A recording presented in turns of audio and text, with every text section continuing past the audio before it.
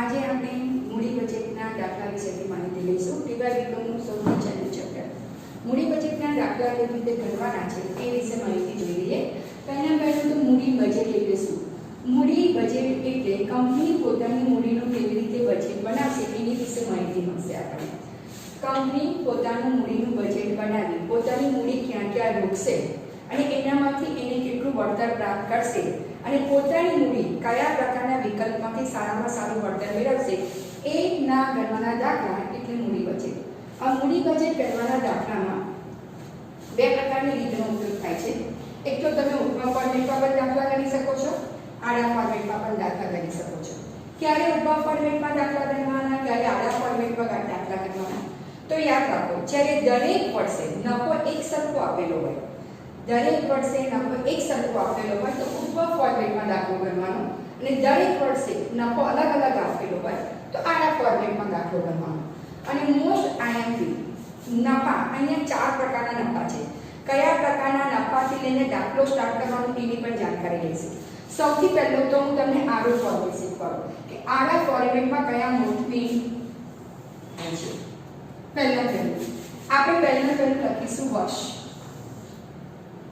પછી આવશે ઘસારા કરવેરા પહેલાનો નફો,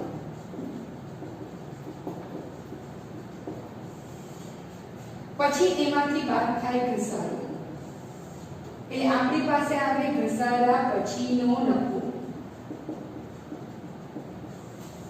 પછી બાદ કરીશું કરવેરા એટલે આપણી પાસે આવશે કરવેરા પછીનો નફો, પછી આપણે એની અંદર ઉમેરો ઘસારો પાછો પ્લસ કરી દઈશું. એનું આપણે સંચિત રોકડ પ્રવાહ બનાવીશું અને 7મું અને 8મા નંબરનું કોલમ નીચે લઈ જઉં છું અને એમાં આપણે લખીશું વટાવ અવયવ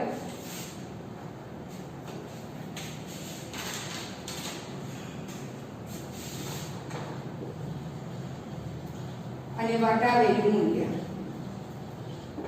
1 2 3 4 5 6 7 8 9 અને 10 ટોટલ 10 કોલમ છે તમારી પાસે. અહીંયા આ રીતનો ક્યારે ઉપયોગ કરવાનો છે કે જ્યારે દરેક વર્ષના નફા અલગ અલગ હોય એટલે કે જુદા જુદા આપેલા હોય ત્યારે તમારે આડા ફોર્મેટમાં દાખલો કરવાનો છે.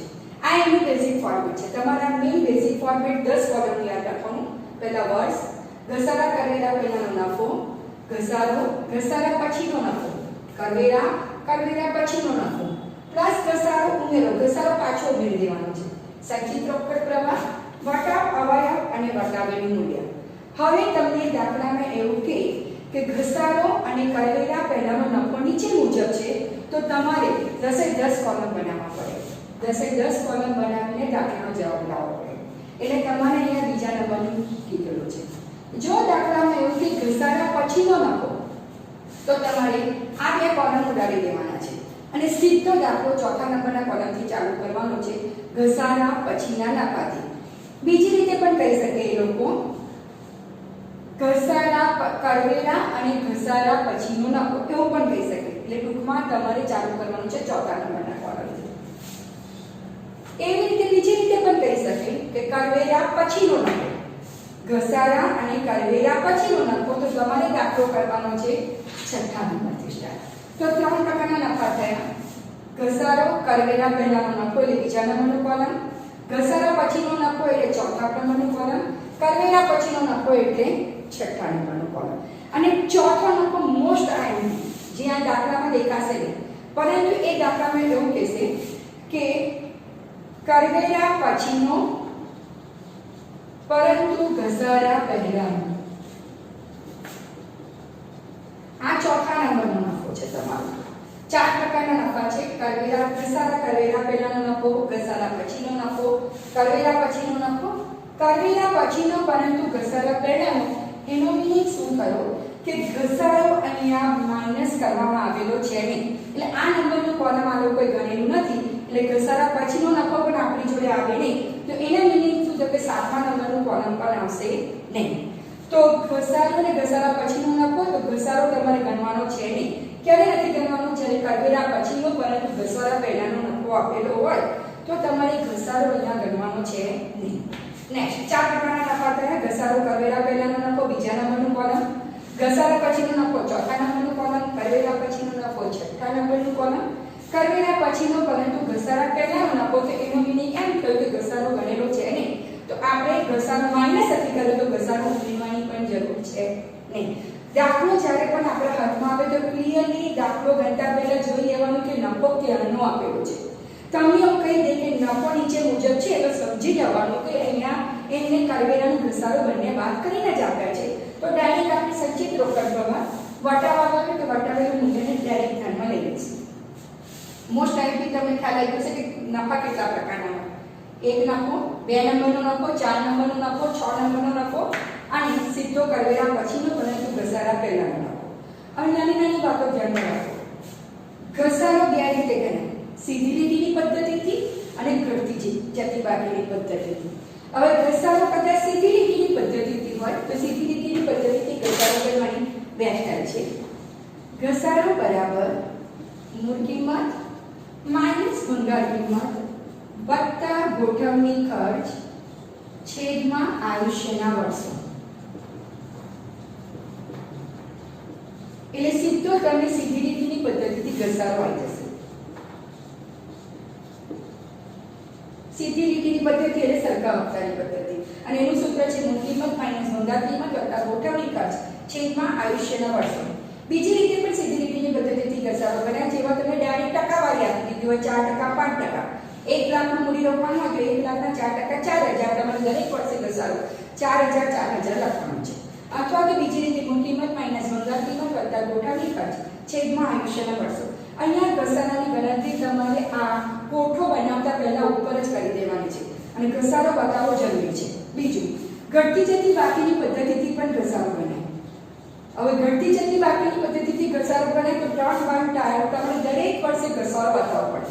ધારો કે પહેલા વર્ષે ઘસારો 1 લાખ રૂપિયાની કિંમત છે. પહેલા વર્ષે ઘસારો 5% ગણીએ તો પહેલા 1 લાખના 5% 5000 પ્રથમ વર્ષનો ઘસારો થાય. 1 લાખમાંથી 5000 જ્યારે 95000 રહે. ફરી બીજા વર્ષે ઘસારો 95000ના 5%. અને એમાંથી 95000માંથી 5% બાદ કરી ફરી ઘસાવાના. ફરી જે રકમ આવે એના 5% કરવાના. આ રીતે ઘસારો તમારે નીચે ઉતારતો જવાનું છે. એનો મીનિંગ એ પણ થાય કે સીધી લીટીની પદ્ધતિમાં દરેક વર્ષે ઘસારો સરખો આવશે, જ્યારે ઘટતી જતી બાકીની પદ્ધતિમાં દરેક વર્ષે ઘસારો તમારે અલગ અલગ આવશે. તો ઘસારાનો મોસ્ટ ઇમ્પોર્ટન્ટ પોઈન્ટ આ છે કે સીધી લીટીની પદ્ધતિથી ઘસારો ગણો અને ઘટતી જતી બાકીની પદ્ધતિથી ઘસારો ગણો. હવે બીજું, કરવેરા માટે તમે ટકાવારીના દરે લોકોએ આપેલા છે એ પ્રમાણે આપણે ટકાવારી ગણવાની છે. 10% વટાવા વગર વટાવેલું મૂલ્ય. કોઠો બધાએ રન કરી યાદ જ રાખવાનું છે. વર્ષ, ઘસારા કરવેરા પહેલાનો નફો, ઘસારો ઘસારા પછીનો નફો, કરવેરા પછીનો નફો, ઉમેરો ઘસારો, સંચિત રોકડ પ્રવાહ, વટાવા વગર વટાવેલું મૂલ્ય. વટાવા વગર તમને પેપરમાં આપી દે છે, ના આપે તો દાખલો ગણવાની કેલ્સીમાં સ્ટાઇલ છે, પણ એ અમુક જ કેલ્ક્યુલેટરમાં એપ્લાય થાય છે, અમુક કેલ્ક્યુલેટરમાં એપ્લાય થતું નથી. ચોપડીમાં આપણને એ કેવી રીતે ગણવાનું છે આપી દીધું છે, પણ એ સિટીઝન અમુક જ કેલ્ક્યુલેટરમાં એ ગણાય છે, બાકીના કેલ્ક્યુલેટરમાં ગણાતું નથી. હવે આપણે આગળ જઈએ. ઊભી પદ્ધતિ ગણીએ. હવે ક્યારે આપણે ઊભું ટેબલ બનાવવાનું છે એ ધ્યાન રાખો. જ્યારે દરેક વર્ષે નફો એક સરખો જ આપેલો હોય ત્યારે આપણે ઊભું ટેબલ બનાવવાનું. હવે એ જે ઊભા ટેબલ બનાવવાનો દાખલો આવતો હોય ત્યારે સમજી જવાનું કે એમાં વેચાણથી જ દાખલો ચાલુ થતો હોય. તો પહેલું આપણે લખવાનું વેચાણ, એમાંથી બાદ કરવાના ચલિત ખર્ચા. ઊભા દાખલામાં હંમેશા વેચાણથી જ 99% દાખલાઓ ચાલુ થતા હોય છે. તો પહેલું વેચાણ, એમાંથી બાદ કરવાના ચલિત ખર્ચા, એમાંથી બાદ કરવાના સ્થિર ખર્ચા. હું એમાં ઘસારો આવી જશે એ રીતે કરું છું. ઘસારો બાદ કર્યા પહેલા જેમાં ઘસારો નથી એવું સમજી ચાલુ છું. એટલે આપણી પાસે અહીંયા આવશે ઘસારો અને કરવેરા પહેલાનો નફો. આ ઊભું ફોર્મેટ આવ્યું તમારું. એમાંથી બાદ કરીશું આપણે ઘસારો, એમાંથી બાદ કરીશું આપણે કરવેરા, એમાંથી આ તમારો ઘસારા પછીનો નફો આ આવશે તમારો કરવેરા પછીનો નફો,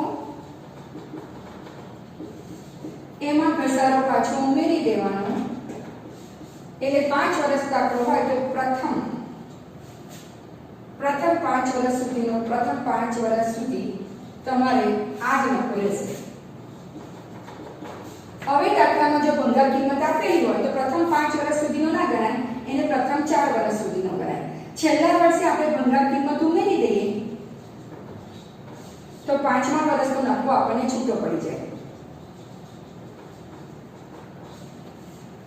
પહેલું બાદ કરીશું વેચાણ, એમાંથી બાદ કરીશું ચલિત ખર્ચા, સ્થિર ખર્ચા, એટલે આપણી પાસે આવશે ઘસારો, કરવેરા પહેલાનો નફો, એમાંથી બાદ કરીશું ઘસારો, ઘસારા પછીનો નફો, બાદ કરીશું કરવેરા, કરવેરા પછીનો નફો, ઉમેરો ઘસારો, પ્રથમ 4 વર્ષ સુધીનો નફો આવી જાય, એમાં ભંગાર કિંમત પાછી ઉમેરી દઈએ તો 5મા વર્ષનો નફો આપણી જોડે રેડી થઈ જાય. તો તમને ખ્યાલ આવી જશે ક્યારે ઊભું ટેબલ બનાવવાનું, ક્યારે આડું ટેબલ બનાવવાનું. નફો દરેક વર્ષનો અલગ અલગ હોય તો આડું ટેબલ, દરેક વર્ષે નફો એક સરખો જ હોય તો ઊભું ટેબલ. હવે આપણે રીતો કરીશું. હા, મોસ્ટ આઈપી ખ્યાલ કરજો, ભંગાર કિંમત જ્યારે પણ દાખલામાં આપેલી હોય, જ્યારે કઈ ભંગાર કિંમત દાખલામાં આપેલી હોય ત્યારે 5મા વર્ષનો ઉમેરો ઘસારાનું જે કોલમ છે એની અંદર તમારે ભંગાર કિંમત એડ કરી દેવાની છે. યાદ રાખો કયા કોલમમાં? ઉમેરો ઘસારાવાળા કોલમમાં તમારે ભંગાર કિંમત એડ કરી દેવાની છે. હવે આપણે ચાલુ કરીશું પહેલી રીત. અહીં ટોટલ 5 રીતો છે, એમાં રીત નંબર 1 રોકાણ પરત મુદતની પદ્ધતિ. રોકાણ પરત મુદતની પદ્ધતિ. હવે આપણે જે કોઠો બનાવ્યો છે એમાં સંચય રોકડ પ્રવાહ વાળું કોલમ છે, એ સંચય રોકડ પ્રવાહ વાળા કોલમનું આપણે યુઝ કરીશું. સંચય રોકડ પ્રવાહના કોલમનું યુઝ કરીશું. હું અહીંયા તમને એક ઉદાહરણ આપું. ધારો કે 9 લાખ રૂપિયાનું 10 લાખ રૂપિયાનું ટોટલ મારું રોકાણ છે. और प्रथम वर्षे संचय रोकड़ प्रवाहનો નફો 2 લાખ, બીજા વર્ષે 3 લાખ, ત્રીજા વર્ષે 4 લાખ, ચોથા વર્ષે 5 લાખ અને પાંચમા વર્ષે 6 લાખ મારો નફો હોય તો સંચય રોકડ પ્રવાહ કેવી રીતે ગણાય? પહેલા વર્ષે 2 લાખ, બેમાં 3 લાખ ઉમેરીએ એટલે 5 લાખ, પાંચમાં 4 લાખ ઉમેરીએ એટલે 9 લાખ, 9માં 5 ઉમેરીએ એટલે 14 લાખ અને 14માં 6 ઉમેરીએ એટલે 20 લાખ સંચય રોકડ પ્રવાહ બને. હવે ટોટલ મારું રોકાણ મારું 10 લાખનું છે. તો કેવી રીતે શોધીશું આપણે? 10 લાખની નીચેની ફિગર તમારે ચેક કરવાની સંચય રોકડ પ્રવાહમાં. 10 લાખની નીચેની ફિગર છે 9 લાખ. એ કયા વર્ષે આવે છે? ત્રીજા વર્ષે. તો અહીંયા આપણે લખવાનું કુલ રોકાણ 10 લાખ માઈનસ ત્રીજા વર્ષ સુધીમાં કેટલું રોકાણ પાછું આવી ગયું?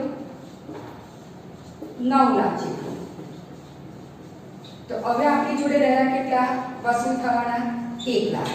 બટ નીચે છે કયા વર્ષે આપણી પાસેથી વસૂલ થશે? ચોથા વર્ષે. તો એ ચોથા વર્ષે આપણને 1 લાખ પાછા આવે. હવે ચોથા વર્ષે આ ઉમેરો ઘસારો સંચય રોકડ પ્રવાહ હંમેશા ઉમેરો ઘસારોની પહેલા આવે, પાછળથી આવે છે. તો એની પહેલા આપણી પાસે અહીંયા ચોથા વર્ષે કેટલા છે? 5 લાખ છે. તો અહીંયા પદ મૂકવાનું છે કે 5 લાખ રૂપિયા આપણને 12 મહિને પાછા આવે. તો આપણી પાસે 1 લાખ છે, તે કેટલા મહિને પાછા આવે? 5 લાખ રૂપિયા 12 મહિને તો 1 લાખ રૂપિયા કેટલા મહિને? તો આપણે સમજી લઈએ કે ધારો કે 3 મહિને કે 4 મહિને. તો આપણો જવાબ અહીંયા આવશે, અહીંયા કેટલા? 3 પૂરા 3 વર્ષ અને 3 માસ આપણો જવાબ આવી ગયો રોકાણ પરત મુદતની પદ્ધતિ પ્રમાણે. બધાને ખ્યાલ આવી ગયો? રોકાણ પરત મુદતની પદ્ધતિમાં આપણે સંચય રોકડ પ્રવાહને ધ્યાનમાં રાખવાનું છે. જે મૂળ રોકાણ હોય એની નીચેની ફિગર કઈ છે જોવાની અને એ પ્રમાણે આપણે દાખલો કરવાનો છે. બીજી રીત છે એની અંદર સરેરાશ રોકાણ પર વળતરનો દર.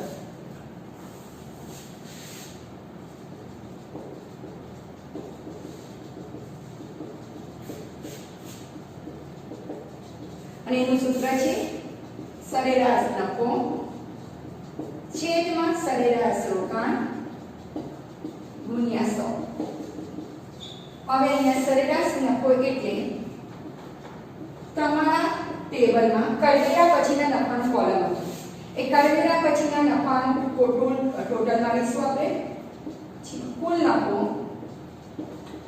છેદમાં વર્ષ. કેટલા વર્ષનું તમે ટોટલ મારો. ધારો કે ટોટલ 10 લાખ આવ્યું હોય, એ 5 વર્ષનું હોય તો તમારો સરેરાશ નફો 2 લાખ. અને સરેરાશ રોકાણ બરાબર મૂળ કિંમત વત્તા ભંગાર કિંમત ભાગ્યા 2. સરેરાશ નફો એટલે કરવેરા પછીના કુલ નફાનું ટોટલ ભાગ્યા જેટલા વર્ષનું તમે ટોટલ માર્યું ભાગ્યા વર્ષ. સરેરાશ રોકાણ બરાબર મૂળ કિંમત વત્તા ભંગાર કિંમત ભાગ્યા 2. હવે આ બંને જવાબને તમારે ઉપર મૂકી દેવાના છે, ગુણ્યા 100 કરશો એટલે સરેરાશ રોકાણ પર વળતરનો દર આવી જશે. હવે આની અંદર પણ તમને ટ્વિસ્ટ કરીને પૂછે છે કે મૂળ રોકાણ પર વળતરનો દર શોધો. અસલ રોકાણ પર વળતરનો દર કે મૂળ રોકાણ પર વળતરનો દર, તો તમારે અહીંયા સરેરાશ નફો છેદમાં કુલ રોકાણ કરવાનું છે, જેનું એવરેજ કાઢવાનું નથી, ગુણ્યા 100. એટલે ધારો કે 10 લાખનું આપણે રોકાણ હોય તો 10 લાખ જ મૂકી દેવાના, જ્યારે અહીંયા 10 લાખ ભાગ્યા 2 કરવા પડે છે. અહીંયા આપણે 10 લાખ ભાગ્યા 2 કરવાના નથી, ડાયરેક્ટ જ આપણે 10 લાખ મૂકી દેવાના, એટલે મૂળ રોકાણ પર વળતરનો દર રહે છે. ત્રીજી આપણી રીત છે ચોખ્ખા વર્તમાન મૂલ્યની પદ્ધતિ. ચોખ્ખા વર્તમાન મૂલ્યની પદ્ધતિમાં તમારે અહીંયા છેલ્લું ટેબલમાં છેલ્લું વટાવેલું મૂલ્ય એનું તમારે ટોટલ લાવવાનું છે. કુલ આવક રોકડ પ્રવાહ, જેને આપણે શું કહીશું, કુલ આવક રોકડ પ્રવાહ, છેલ્લું ટોટલ માઈનસ કુલ જાવક રોકડ પ્રવાહ. જાવક રોકડ પ્રવાહ એટલે કુલ રોકાણ, એને એમાંથી બાદ કરી નાખો એટલે આપણી પાસે ચોખ્ખા વર્તમાન મૂલ્યની પદ્ધતિ પ્રમાણે જવાબ આવી જાય. 10મા નંબરનું કોલમ, 10મા નંબરના કોલમનું ટોટલ, એમાંથી કુલ જાવક રોકડ પ્રવાહ એટલે કુલ રોકાણ. ધારો કે આપણે 10 લાખ હોય તો 10 લાખ બાદ કરી દેવાનો, માઈનસમાં જવાબ આવે તો માઈનસ લખવાનું, પ્લસમાં જવાબ આવે તો પ્લસ લખવાનું છે. નેક્સ્ટ આપણી રીત છે અહીંયા નફાકારકતાનો આંક.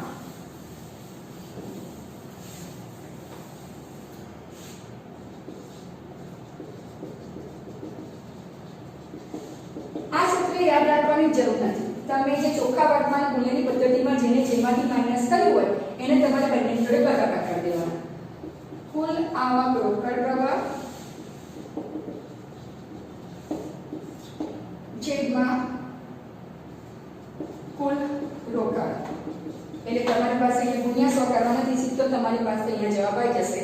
કુલ આવક રોકડ પ્રવાહ માઈનસ છેદમાં કુલ રોકાણ, એટલે સીધો તમારી પાસે નફાકારકતાનો જવાબ આવશે.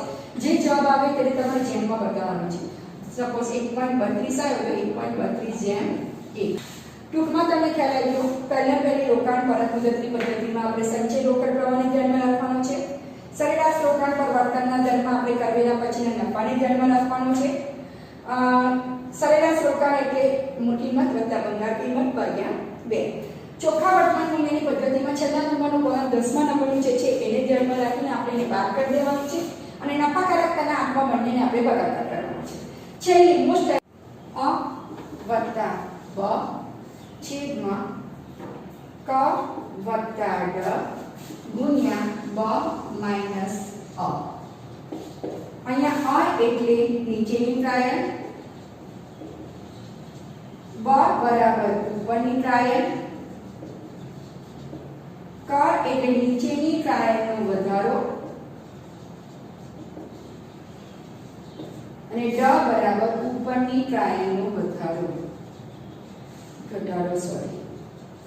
હવે અહીંયા નીચેની ટ્રાયલ પર લેવાની, ઉપરની ટ્રાયલ પર લેવાની. જે ઓરિજિનલ તમે દાખલો ગણતા હોય, હવે તમે જે વટાવા ગયો જે ઓરિજિનલ બનેલું હોય 10% પ્રમાણે એની નીચેની ટ્રાયલ લેવાની. અને તમને બીજા 3% મૂકેલા હોય 10%, 15% અને 20%. તો 3 ને આપણે વટાવાનું મૂલ્ય કરવાનું, અને જેમાં એક જેનો માઈનસમાં જવાબ આવે એક જેનો પ્લસમાં જવાબ આવે. જેનો પ્લસમાં જવાબ આવે એ ઉપર, જેનો પ્લસમાં જવાબ આવે નીચેની ટ્રાયલ કહેવાય, જેનો માઈનસમાં જવાબ આવે એને નીચે ઉપરની ટ્રાયલ કહેવાય.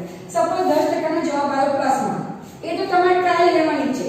આ 15% નો પણ જવાબ આવ્યો પ્લસમાં, તો આ ટ્રાયલ લેવાની નથી. 20% નો જવાબ આવ્યો માઈનસમાં, તો આ ટ્રાયલ તમારે લેવાની છે. તો કયો પ્લસ કયો માઈનસ એ તમારે ચોખ્ખા વર્તમાન મૂલ્યની પદ્ધતિ પ્રમાણે તમારે 10% પ્રમાણે વટા વગર લેવાનું, એને ઉમેરો ઘસારો જોડે ગુણવાનું. 15% ને પણ લેવાનું, એને ઉમેરો ઘસારો જોડે ગુણવાનું. 20% ને લેવાનું, એને પણ ઉમેરો ઘસારો જોડે ગુણવાનું અને એમાંથી કુલ રોકાણ આપણે બાદ કરી દેવાનું.